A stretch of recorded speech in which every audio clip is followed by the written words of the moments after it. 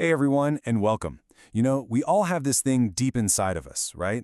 This need to be seen, to be noticed, to feel like we actually matter. But what happens when that need kind of pushes us to constantly be on, to perform? Today, we're diving into this really powerful idea, the temptation to be spectacular, and we're going to search for a more authentic way to live. So let's just start with the big question right up front. Is being noticed really the same thing as being valuable? I mean, really think about that for a second. In our world of likes, shares, and constant public feedback, it's so easy to get those two things mixed up. But are they actually the same? So here's our game plan. First, we're going to put a name to this pressure we all feel. Then, we'll look at a lesson from a really old story, unpack the psychology behind why we perform, and then we'll compare the two paths in front of us. And finally, we'll talk about a quieter way to move forward. All right, let's get right into it. Section 1, the temptation to be spectacular. Let's really try to name this pressure that so many of us feel every single day. The writer Henri Nouwen, he gave us this amazing phrase, and the temptation to be spectacular, well, it's not about being loud or arrogant. It's actually way more subtle. It's that quiet little voice inside that says, hey, for you to be sure of who you are, you have to prove it out loud to everybody else. It's the seduction of just being seen. And this is not some abstract idea from a book. It is everywhere. We curate our lives online, right? We're constantly shaping how we look to get approval. At work, we measure our worth in numbers and metrics. And without even thinking about it, we fall into the trap of believing that if we're being noticed, we must be valuable. And really, it all just boils down to this one persuasive whisper in the back of our minds. If they applaud you, you must matter. That's the logic, and it can quietly start running our entire lives. So, to figure out an alternative, let's look at an ancient story that captures this choice perfectly. This brings us to Section 2, an important lesson about a choice that was made way up high on a pinnacle.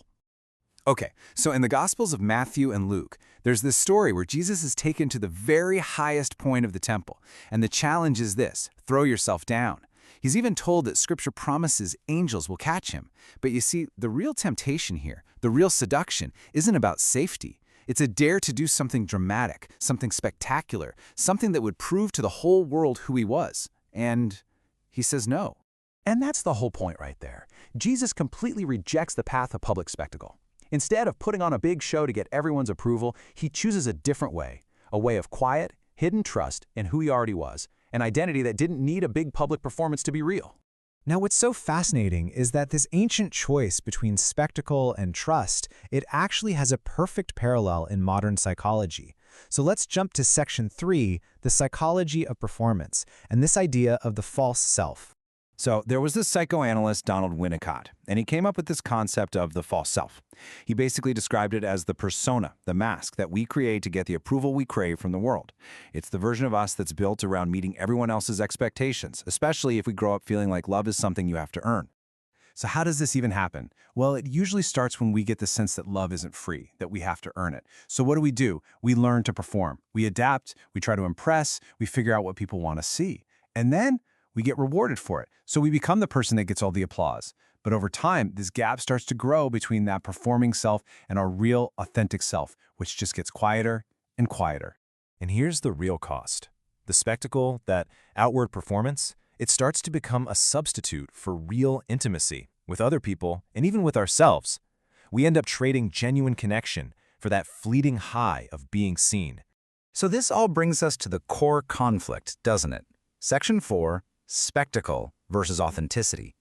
These are the two paths that are pretty much always in front of us. Okay, let's put these two side by side. On one hand, you have the spectacular self. What's it driven by? Applause and admiration. Its goal? Public proof. And the result is visibility.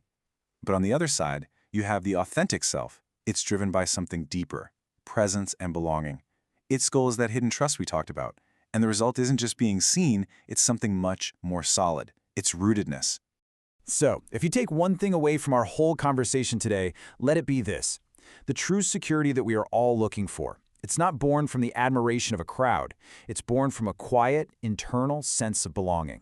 So this all sounds great, but what do we actually do with it? How do we put this into practice? That brings us to our last section, the path to presence, and how we can choose a quieter way. Now, the path away from spectacle isn't some big, complicated thing, but it does take being intentional. So first, you just have to honestly ask yourself, where am I looking for my affirmation? Is it coming from outside or from within? Second, we can actually make a conscious choice to focus more on our own internal presence instead of always chasing that external applause. And finally, and this one takes guts, it's about finding the courage to just be real instead of always feeling like you have to be impressive. So I'm going to leave you with this one question to just chew on, a question that really cuts through all the noise and the performance. If nobody was watching, if no one at all was applauding, who would you be? Something to think about. Thanks so much for hanging out today.